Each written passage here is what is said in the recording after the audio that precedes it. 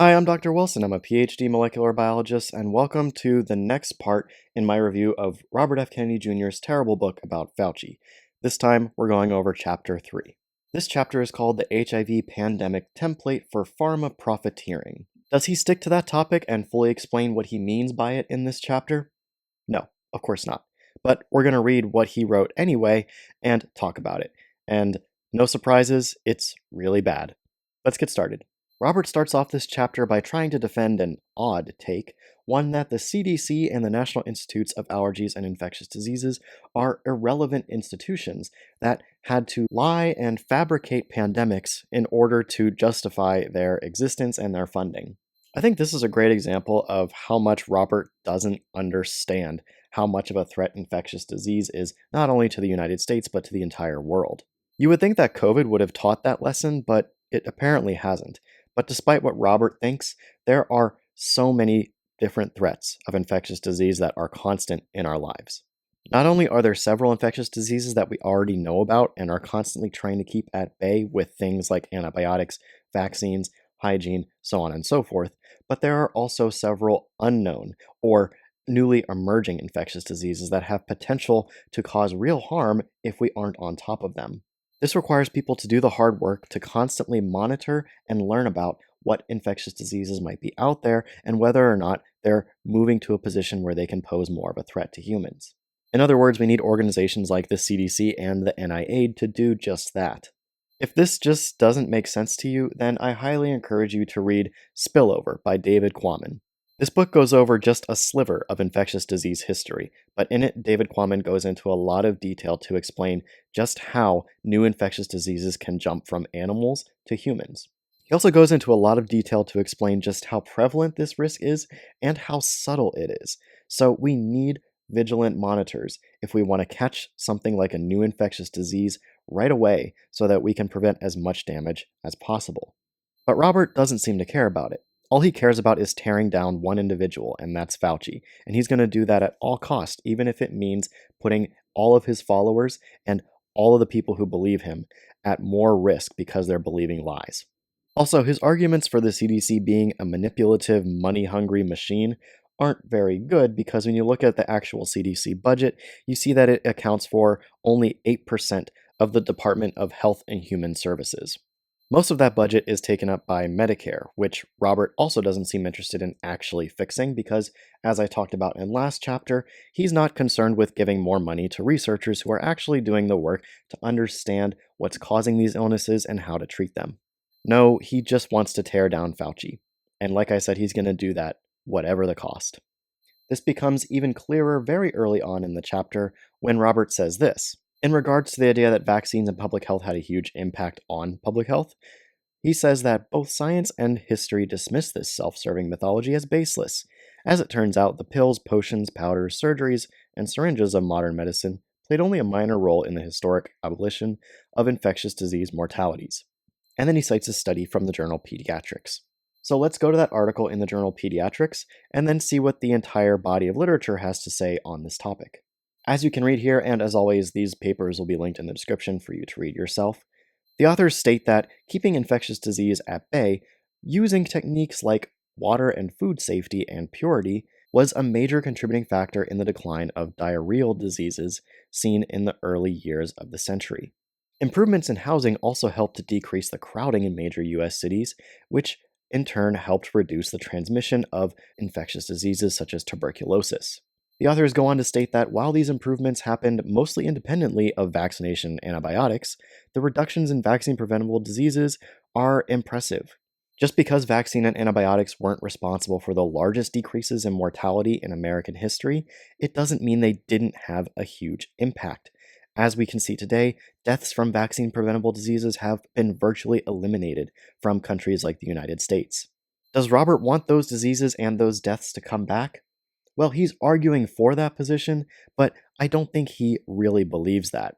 I think he's just too blinded by his hatred for Fauci and his desire to gain fame and attention by denouncing vaccines.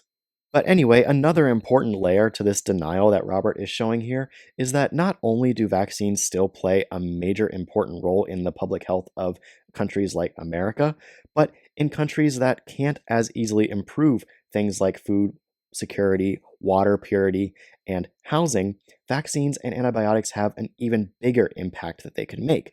But Robert is arguing against that.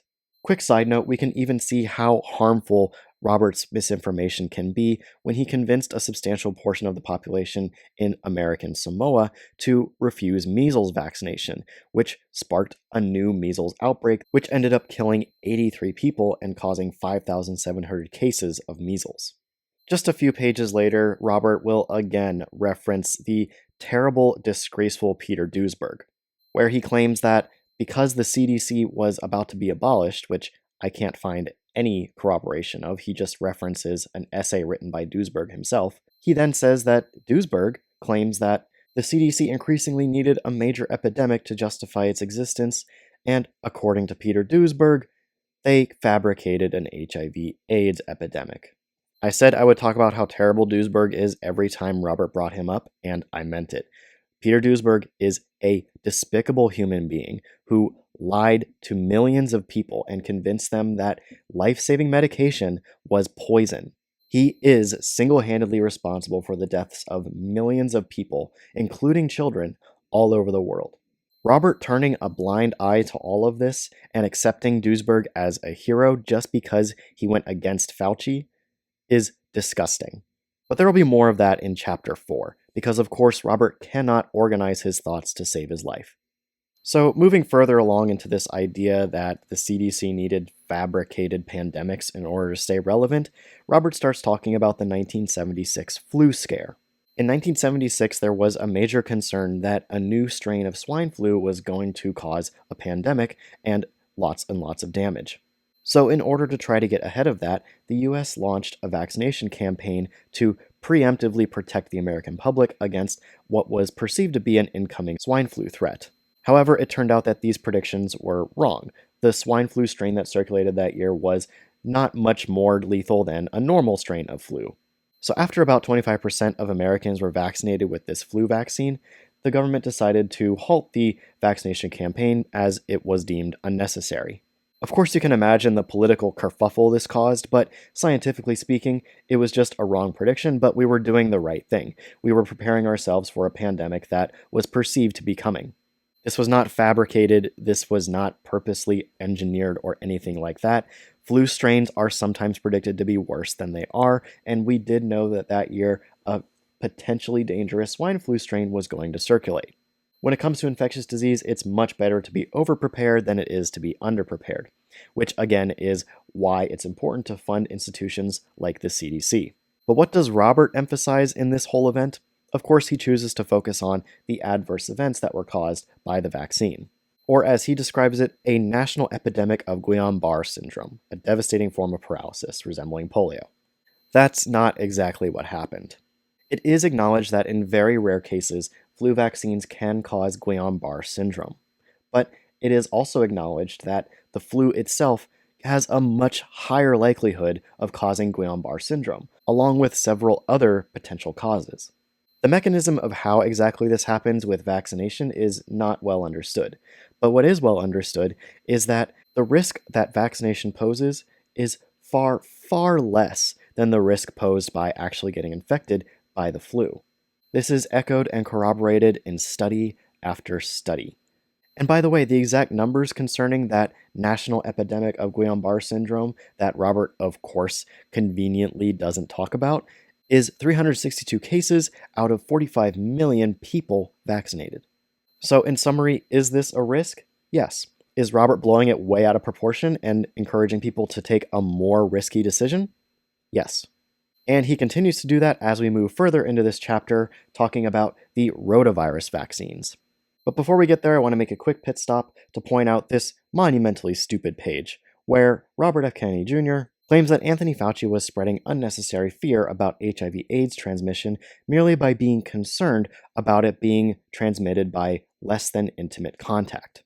His takeaway from this quote, which is very clearly a misreading of the entire thing, is that something less than truly intimate contact can give you the disease. Meanwhile, he says that earlier in the quote, they say that there have been 0 cases of AIDS spread by ordinary close contact. But if you look towards the end of that paragraph, you will see that Fauci was saying that they are concerned with the possibility that HIV/AIDS can transmit by some other means than intimate contact.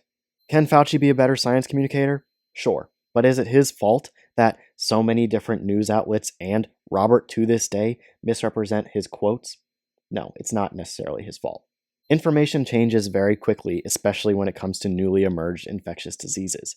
We didn't know much at all about HIV/AIDS in those early days. For all he knew, it could have been transmitted by means other than intimate contact. Like I said, it's better to be overly prepared and cautious than it is to be underprepared and flippant. This is similar to the early days of COVID, when for a while the WHO said that there was no evidence of human-to-human transmission of COVID. That was true for the time, but as we saw, that changed very quickly. Instead of latching on to these very short quotes, it's important in science to understand context and what the data actually say. But Robert doesn't make an effort to do that here, or to explain it to his reader. Okay, so now moving on to rotavirus vaccines. Because Robert has to hate vaccines and Fauci and everything associated with those two things, he also has to try and take down people who have made successful vaccines and paint them out to be these evil people. One of those people that Robert goes after in this chapter is Paul Offit. He first tries to complain about how much money Dr. Paul Offit is making. Well, he's making money off of things that he invented and work that he produced. This is all work that is having a benefit in the world and that he continues to work on to this day. Meanwhile, Robert makes at least hundreds of thousands of dollars every single year just from spreading harmful misinformation to people who are going to suffer if they listen to him. Then he makes a bizarre claim that Dr. Paul Offit says that vaccine injuries are a myth. This is totally untrue. Any sensible scientist or doctor knows that no medication anywhere is 100% safe. Paul Offit has even written several articles about vaccine adverse events.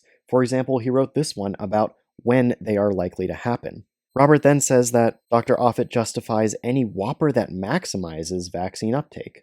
It's interesting that today, Dr. Paul Offit is a very vocal critic of having a fourth and third dose of COVID vaccines, which we can have sensible debate about who should get a third dose of COVID vaccine, but a fourth dose is completely nonsense at this point.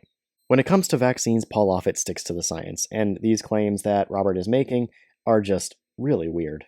So in the world of vaccinology, Paul Offit is best known for his work in creating the Rotatech vaccine, a vaccine against rotavirus. One extremely rare side effect that Rotatech can cause is one called intussusception. This is a condition where the intestines telescope in on themselves and create a blockage in your intestinal tract. The prognosis for this condition is very good if it's treated promptly, but if it's not treated, it can be deadly. Again, this side effect is extremely rare, can be caused by rotavirus itself, and rotavirus kills an estimated hundreds of thousands of children every year worldwide. I'll say that again. Rotavirus kills an estimated hundreds of thousands of children every year worldwide. Meanwhile, the total cases of intussusception, whether they're caused by the rotavirus vaccine or not, range in the few thousands in America. So what do you think a man like Robert F. Kennedy Jr. would rather have? A treatable condition or hundreds of thousands of dead children? Easy choice, right? Well, Robert picks the latter. He argues that since its approval, Dr. Offit's rotavirus vaccine has caused a wave of catastrophic illness and agonizing death in babies from intussusception. He then cherry-picks data saying that in the US from 1985 to 1991, rotavirus caused only 20 to 60 deaths per year nationwide. Again, ignoring the fact that vaccines have an impact to make globally, where hundreds of thousands of kids die from rotavirus infections. Robert says all of this before he goes, as we say, dumpster diving in VAERS, to say that rotavirus vaccines are attributable to all sorts of adverse events, ranging from SIDS to urinary tract infections to death. In case you don't know, VAERS dumpster diving is when you go into the vaccine adverse event reporting system and you find passively reported events that have happened in association with a vaccine, but were not necessarily caused by the vaccine. You take those reports and you treat them as absolute fact without following up on them as they are meant to be used. In reality, these VAERS reports were not significant above what we would normally expect in the population. This is exemplified in several clinical trials of Rotatech vaccine. In these clinical trials, the rates of adverse events, including death, were similar in both placebo and vaccinated groups. Studies like these also confirm that intussusception following Rotatech vaccination is extremely rare.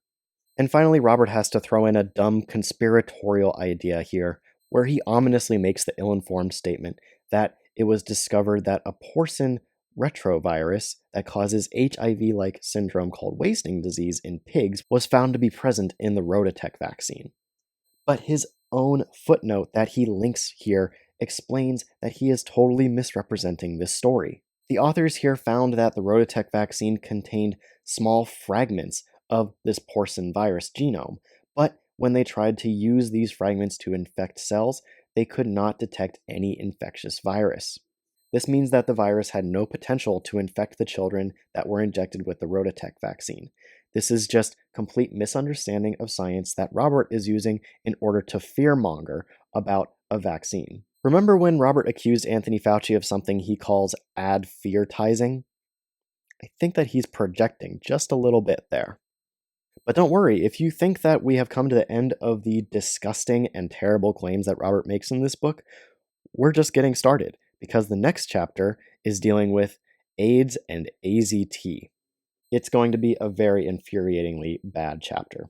But anyway, that's going to do it for this video. I do hope you've enjoyed it. All the links to all of the science that I talk about today are linked in the description below so that you can read them for yourself. And if you enjoyed this, don't forget to subscribe, where you can join me next time, where I'll be debunking some more funky stuff in Robert's book. See you then.